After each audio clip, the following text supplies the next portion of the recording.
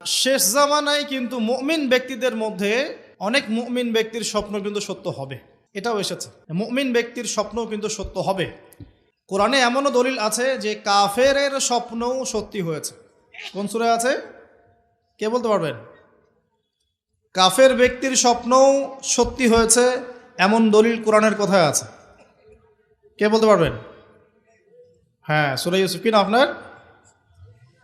জি, আশিক।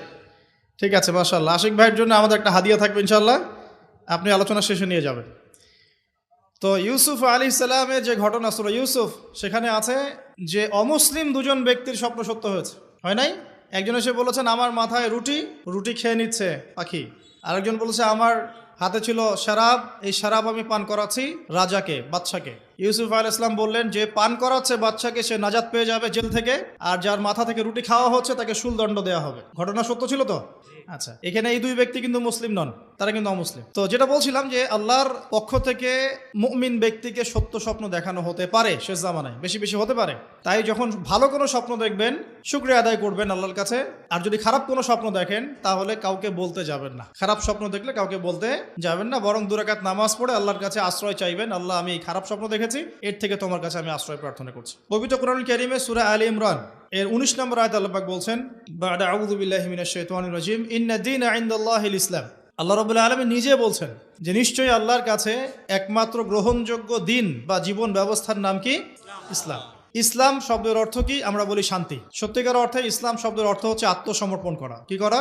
আত্মসমর্পণ করা। যে ব্যক্তি আত্মসমর্পণ করে, যে ব্যক্তি ইসলাম পরিপূর্ণরূপে পালন করে, তাকে আমরা বলি মুসলিম।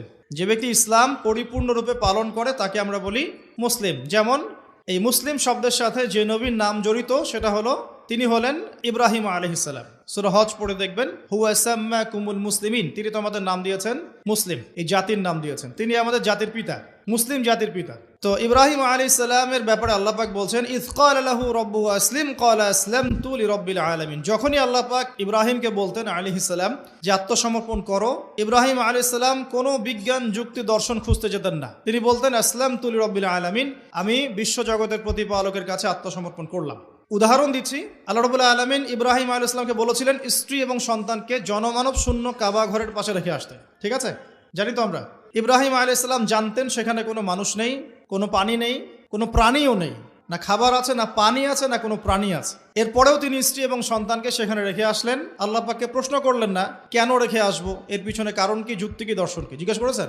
ইয ক্বালা লাহু রাব্বুহু আসলিম, যখনই আল্লাহ পাক বলেছেন আত্মসমর্পণ করো, মেনে নাও, তিনি বলেছেন আসলামতু, আমি মেনে নিলাম, লিরাব্বিল